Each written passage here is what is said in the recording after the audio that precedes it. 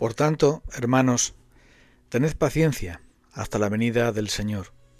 Mirad cómo el labrador espera el precioso fruto de la tierra, aguardando con paciencia hasta que reciba la lluvia temprana y tardía. Tened también vosotros paciencia y afirmad vuestros corazones, porque la venida del Señor se acerca. Perseverar, tener paciencia, resistir, pero no a cualquier precio, no de cualquier manera, sino conforme a la voluntad de Dios.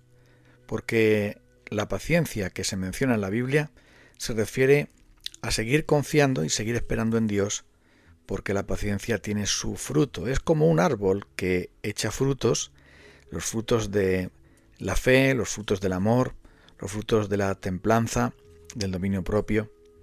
Y es por esto que el apóstol Santiago, en esta carta maravillosa, exhorta a los creyentes que están sufriendo persecución, que están sufriendo injusticia, que están sufriendo dificultades, a mantenerse aguardando como el labrador tiene que aguardar la lluvia. Y no puede hacer nada más. El labrador no puede provocar la lluvia, no puede traerla, no puede hacer absolutamente nada, sino sembrar y aguardar, confiado en que la lluvia va a dar fruto a su cosecha y va a traer el bien. Pero no puede hacer nada mientras tanto, solamente esperar. Y cuando los creyentes ejercitamos el fruto espiritual de la paciencia, esto nos ayuda en dos sentidos. Primero, en desechar lo negativo y, segundo, en traer cosas positivas a nuestras vidas. Cuando esperamos como Job esperó en Dios, podemos desechar la maldad, la rebeldía, el separarnos de Dios. El Señor dio y el Señor quitó. ¿Vamos a recibir del Señor solamente lo bueno y no lo malo?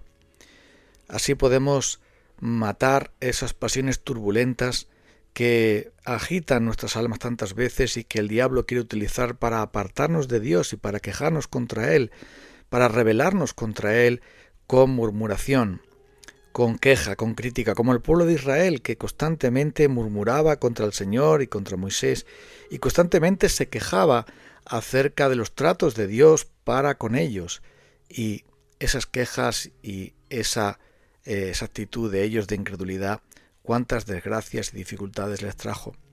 Pero cuando hay ese fruto espiritual de Dios en nosotros, somos protegidos contra murmurar contra Dios, contra aterrorizarnos pensando que simplemente estamos en las manos del mal o del maligno y que vamos a ser destruidos.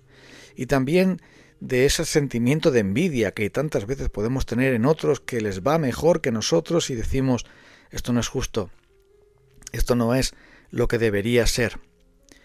Pero si aguardamos en Dios, si esperamos en Dios, si estamos confiando en Él, si estamos ejerciendo la paciencia según Dios, entonces esa murmuración, esas cosas negativas, esa envidia y enojo descontrolado, esa codicia o esa rebeldía interna va a ser aplastada y destruida por el poder del Espíritu Santo, porque la paciencia siempre trae fruto de mansedumbre, siempre trae fruto de confianza y de amor a Dios, sabiendo que Él, que tanto nos ama, y que Él, que ni siquiera escatimó ni a su propio Hijo, sino que lo entregó por todos nosotros, ¿cómo no nos va a dar también generosamente con Él todas las cosas? Así que, en el lado negativo, pues la paciencia es como ese agua que apaga el fuego de una pasión pecaminosa. Es esa medicina que nos cura de ese dolor terrible que nos puede sobrevenir cuando estamos pasando por prueba, como pasaba a los receptores de la carta maravillosa de Santiago a la que estamos haciendo referencia. Pero no solamente esto, sino que también hay un efecto positivo. No solamente hay, digamos, un quitar la enfermedad, sino también en alimentar la fe para que podamos esperar, dice, aguardando esa lluvia, aguardando el resultado de la fe, que es obtener la promesa. Y por lo tanto, debemos tener paciencia como es el labrador, esperar en Dios, esperar en Dios porque Él ha prometido que va a venir. Dice, mirad, tened paciencia hasta la venida del Señor, hasta que el Señor venga en su segunda venida, pero también hasta que el Señor decida aliviar nuestra carga o dar una respuesta a nuestra situación o una salida para poder soportar, como Él promete en su palabra, que Él es fiel, que no nos dejará ser probados o tentados más de lo que podamos resistir, sino que nos dará juntamente con la prueba la salida para poder soportar. Hasta que ese momento debemos esperar en Él con quietud. Bueno es que el hombre espere y confíe en silencio en la salvación del Señor, como dice Lamentaciones 3:26.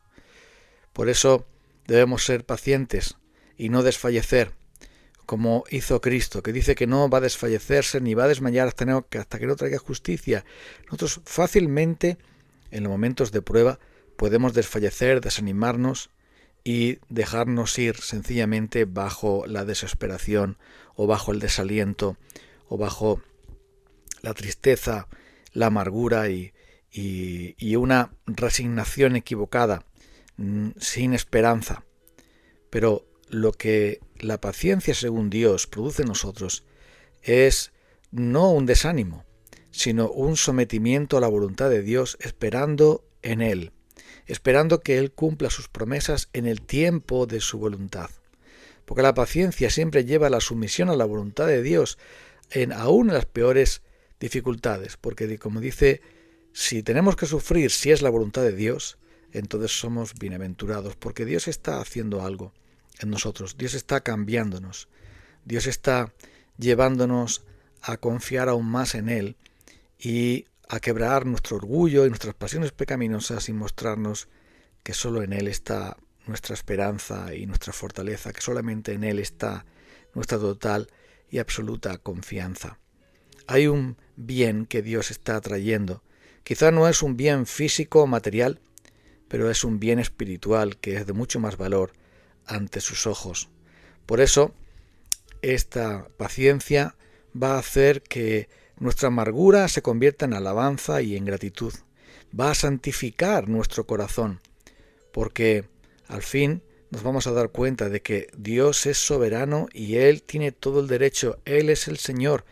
Él es el que debe ser santificado en nuestros corazones, el que debe demostrarnos que humillarnos delante de Él va a hacer que Él nos pueda exaltar. Reconocer nuestra propia condición de pobres criaturas, de pecadores, que no tenemos nada, que, como dijo Job, desnudo salí del vientre de mi madre y desnudo volveré allí. No somos dignos de Él, no tenemos nada que ofrecer. Entonces, las pruebas mueven esa paciencia y esa perseverancia que nos hace mirar a Dios como el único que puede satisfacer nuestras almas, el único que es digno de toda confianza y adoración. Y eso va a cambiar nuestra tristeza en contentamiento. Y la palabra de Dios habla del contentamiento no como alguien que está muy alegre y canta canciones y baila porque todo le va bien. No, el contentamiento en la Biblia es esa satisfacción, ese deleite en Dios, esa fortaleza en Dios, de aún gozarse cuando todo va mal. Aunque la higuera no florezca, ni las vides haya fruto, aunque no haya sustento. En definitiva, podríamos resumir este pasaje maravilloso de Habacuc: con todo yo me gozaré en el Señor y me alegraré en el Dios de mi salvación. No está hablando de tener alegría por tener hambre. No está hablando de tener alegría por tener dolor en el cuerpo o por ser perseguido. No es una alegría mundana, no es una alegría humana.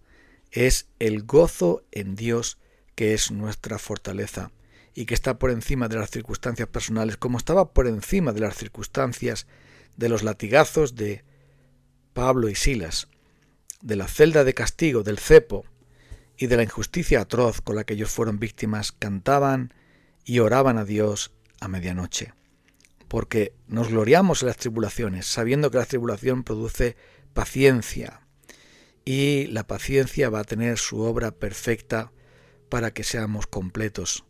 Por eso, Romanos nos dice el apóstol Pablo que aún nos podemos gloriar en las tribulaciones, porque aunque el dolor sigue siendo dolor, Y la tribulación sigue siendo tribulación, es decir, algo negativo, algo duro, difícil, algo que hace daño, pero aún nuestra alma podrá deleitarse en Dios porque nosotros tenemos un alma inmortal que Dios nos ha dado y ese alma nadie nunca podrá separarla del amor de Dios que es en Cristo Jesús. Y por eso dice el apóstol Pablo, como tristes, pero siempre gozosos. Y en medio de tantas dificultades que el apóstol Pablo soportó, él podía tener su confianza, podía tener su deleite, podía tener su esperanza únicamente en Dios. Porque dice, perdimos incluso la esperanza de preservar la vida, pero Dios que consuela, Dios que está con nosotros, dice, y permitió todo aquello en nuestra vida, 2 Corintios 1, permitió aquella prueba terrible, cuando perdimos la esperanza de aún de conservar la vida, para que no confiésemos nosotros mismos, sino en Dios que resucita a los muertos, en Dios que hace maravillas. Ese es el motivo por el cual tenemos nosotros que seguir confiando en Él.